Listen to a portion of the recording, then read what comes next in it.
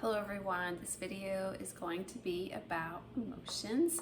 If you would like some more information on specifically stress and stress management, just put stress management in the comments below and I can send you some resources I have on that. I thought with this potentially stressful season that we are approaching, Thanksgiving is over and now it's really the countdown for Christmas, whether that means holiday plans or traveling or finishing up your shopping. There's lots of emotions that could be going around. So I thought a video on emotions would be helpful. I just wanted to briefly talk about some things and then I'll dive right into emotions. First, I want to talk about frequencies. So frequencies are just it's kind of like a current that goes through our body. Everything vibrates at a specific frequency. It's just a vibrational energy and everything has a specific number. They measure it with hertz. So you want to be doing things that are raising your frequency, because things that are bad, like diseases and viruses that are bad and bad bacteria, like the lower frequency numbers, that's where they really thrive. So whenever you can raise your frequency, it's always a good thing. And one way to do that is to take control of your thoughts. So speaking affirmations, staying positive, casting out negative beliefs like it tells us to do in the Bible, making sure that your thoughts and your views are aligned with the direction that you want to go for your life and the person that you want to be are all great ways to start changing some things around. Make sure you also have a healthy way to process your emotions. I can be a stuffer, so make sure you're not doing that. You want to be able to feel your emotions and allow your body time to process and not be stuffing all the time. Obviously, you can't stop in the middle of your day and cry or whatever, depending on what you do and if you have kids around. So there are times where you have to kind of put them off to the side. Just make sure you are making time to get to those emotions, to actually process them and allow your body to grieve if necessary or do whatever you need to do to find healing. Make sure you're allowing yourself time for that, and it's not just the 3 seconds before you fall asleep at night. Like, schedule time if you have to in your calendar. And going along with that whole frequency, vibrational energy thing, there are emotions that can become trapped in your body. So if you struggle with anger and you're constantly angry, you don't really have a coping mechanism or anything that you do to deal with that anger, you just let it fester all the time, that the anger emotion actually has the same frequency as your liver. So that means that your trapped anger can actually be stored in your liver, because like attracts like. So your emotion that has that specific frequency is going to be attracted to the parts of your body that also share that frequency. So I know that anger goes with the liver. There's lots of other associations with different emotions and their specific places in the body that they can be stored. So if you think about our body like traffic flowing on the road, as long as everything is going smoothly, traffic is moving. But then you have some kind of accident or you have construction or something and it starts to slow down and eventually stop traffic. That's basically what can happen if you have emotions that you're not dealing with that become trapped in your body and stored. They're actually blocking other energies from doing what they need to do. Just like a traffic jam is preventing you from getting home, these energies and things that are trapped are actually causing problems in your body, and they can actually cause physical problems if they're not dealt with. There's a fascinating book called The Emotion Code, and they actually get into this in great detail, very much in depth, if that's something that you're interested in. It's called The Emotion Code. So make sure that you are taking your thoughts captive and you're making time to process those emotions. I just wanted to highlight a study that I found. I forgot to write exactly what the study was, but they did, I've read a few different studies. There's one where they do with a water bottle and they write different words on the outside of the water bottle that are positive, and then they have a separate one that they write negative words, and then they pour it into like a dish and let the water crystallize, and the positive words make beautiful crystals and the negative words make awful crystals. And there's other studies where they've done similar things with like plants, and if you're being nice to your plants and like speaking positive things over them, they actually thrive, which is kind of interesting if you think about our bodies, because our bodies are largely made up of water. So if water has that kind of impact, we should definitely be taking our thoughts and our words more seriously, because if you're speaking life over your body, the water and the cells in your body are going to respond to that, just like they did in that little study that I found. I thought that was pretty fascinating. So emotions can be stored if you're not dealing with them. All of our emotions stem from two different kinds, love or fear. Every single one can be classified either under love or fear, and the strongest emotion is love, just like it says in the Bible. I just wanted to also point out that I feel like as a society, we're kind of coming back around, but for a very long time, it's been that certain people, mostly men, are not supposed to be emotional or express emotions. Lots of families are kind of shifting this, which is good, because it's important for boys and men to be able to express their emotions and to know that it's okay to be sad and it's okay to cry. You obviously don't want to stay in that state for a long duration, but it's not something that you need to like suck it up kind of buttercup thing and do.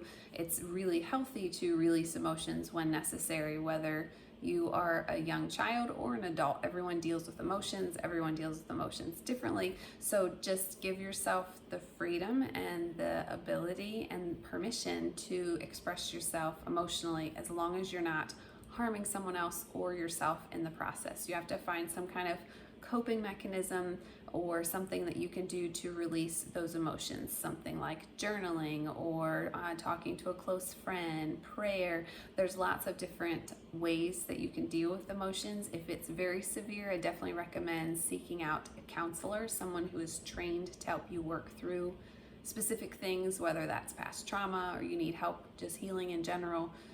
You might need someone who is trained to do that if you're trying other things and they're not working. So make sure you're giving yourself permission to do that and the freedom to do that. I think sometimes, especially as adults, we kind of feel like we have to just do everything on our checklist and we don't have time for emotions, or we don't have time to go talk to somebody. But it's really important for your overall health that you keep your emotions regulated and balanced. Environmental changes are also somewhat controllable, somewhat not controllable. Your brain stores everything. So if you're not intentional, you could be responding to things that happened to you in the past based on what happened to you in the past. This is called an emotional pattern. There's lots of resources on this information too. So someone who has been abused is obviously going to respond to a fist differently than someone who hasn't, because their brain and their body remember that past trauma, and they're going to maybe flinch or get away or have some kind of negative association with that if they were physically abused. It would be the same thing with like a child who didn't have enough food at home. They're going to have a different kind of emotional response and relationship with food than a child who never had to worry about where their next meal was coming from. It's just the way that our bodies are designed and programmed to keep us alive and keep us safe. So if you have things in your past that you have not dealt with, they could definitely be affecting your future and your present, of the decisions that you're making and just the way that you are interacting with other people. You have like a set of beliefs that are pretty ingrained and set in your childhood. So lots of things can disrupt your development. Sometimes parents do things intentionally, oftentimes they do things unintentionally, and no one is perfect, so it just is what it is. You have to figure out a way to work through it. Also, make sure you have some kind of safe place, whether that's a spouse or a trusted friend, a pastor, a trusted family member who is going to be someone that you can go to and talk to without feeling judged or worried that they're gonna like spill the beans to somebody else. You need to have a trusted source that you can talk to, because emotions are very complicated and can be complex, and especially if it's something like a trauma that happened to you a long time ago, it's probably going to take a really long time for you to process and work through that, and it's easier to do it with someone than trying to do it by yourself all the time. It kind of gives you that accountability too. They're checking in on you. I also would like to remind you that everyone is fighting a battle, so not to judge other people. I know sometimes it can be hard based on what you're seeing, but just remember you're not seeing the full story, you're not seeing the full picture, and things just might be much different than they appear on the surface. So just kind of keep that in the back of the mind too. So when you have an emotion, your body has a couple different options. You can either release that emotion, which means you're experiencing it, you're allowing your body to feel the emotion, and whether that's good or bad. Maybe you're getting angry, maybe you're super happy. You're allowing your body to experience it. That would be releasing the emotion. If you don't allow your body to experience it and deal with it at that moment or later, it will be stored, and your body has to store it. So that means that it could potentially become a blockage, like we talked about with the traffic jam earlier in this video. So you want to make sure that you're not holding on to your emotions, and that you are releasing them, even if you have to do it at a later time. Maybe something really emotional happens to you during the day, and you're a stay-at-home mom and you've got to take care of your kids and feed them lunch, and you just can't get to it right at that moment. Make sure you're making time at some point during your day for you to kind of sit and process and just be with that emotion, so it doesn't get stored in your body. Little tiny bit of science for you. Your amygdala is part of your brain that is really involved in emotions. It's part of the limbic system, and it helps to store and release emotional trauma. And the fascinating thing about this part of your brain is that it only responds to smells. So if you've watched probably any of my videos, you've heard me talking about essential oils, which are wonderful essences of plants, where they take the plant material and they distill it and they extract all that plant goodness, and then they put it in little bottles for us to use. Our bodies and plants speak the same language, so your body knows exactly what it is and how to use it to help you, which is nice. And just smelling the oil can sometimes bring an emotional release, in addition to doing other things like talking to a trusted friend and praying and maybe journaling or speaking positive affirmations. It's just part of your routine that you're doing, part of your proactive regimen that you might start, just smelling certain oils. So a few different oils I'd recommend. I love all the citrus oils. They're very economical because they're very easy to get from the plant, and then they also help to lift your mood. So if you have trouble with sadness or just being kind of down in the dumps and you need a little pep in your step, just smelling some lemon sometimes will just bring some happiness to you. There's lots of different citrus oils. I'd say lemon, lime, and orange are probably my favorite. I do like grapefruit and tangerine, and sometimes I'll mix different ones together. So citrus oils will help to boost your mood. And then there's also tree oils. So if you think of a tree and in nature, the roots are going into the ground and they're holding the tree stable.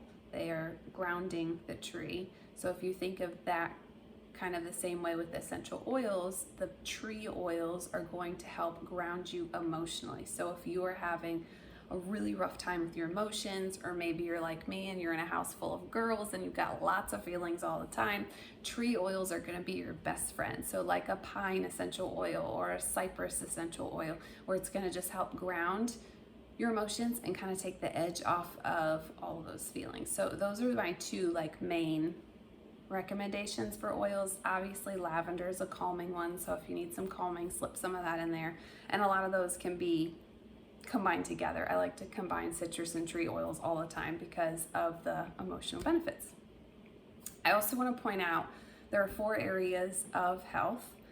There is your physical health, which is what we spend a lot of time because it's kind of in our face right there. There's mental, where your logic piece comes in. There's your spiritual side and your emotional side. All 4 of these kind of pillars of health, I guess you could call them, are need to be in line for you to live your best life. And I actually did a whole video series on this, so I will drop that in the comments or the description, so you can check that out if you're interested, diving a little deeper into those 4 areas. I believe that everything happens for a reason. So if you think about like the 4 pillars of your health, for mental, maybe you needed to learn a lesson. So that would be like the logic piece there of how you could apply this to your life. If you are in the spiritual realm, just being aware and being able to identify things, maybe bringing you closer to God. For emotion, obviously, it's just feeling the emotions and learning how to process them and learning to use them in a positive way. Even sadness can be used in a positive way. I love that movie, Inside Out, how they portray joy and sadness together. It's just a really nice visual for us visual learners. And then as far as your physical health, your body can help to clear memory cells stored in the body. So sometimes we have some emotional baggage that actually gets stored on the cellular level within our body, and essential oils can really help to release those cells from that memory, and that's part of the physical piece there. So I hope that all made sense. I hope that gave you some value. Again, if you want the stress information, just put stress management in the comments. If you have any other things that you do to help with your emotions, I'd love for you to share them in the comments or ask any questions. And I hope that gave you some value.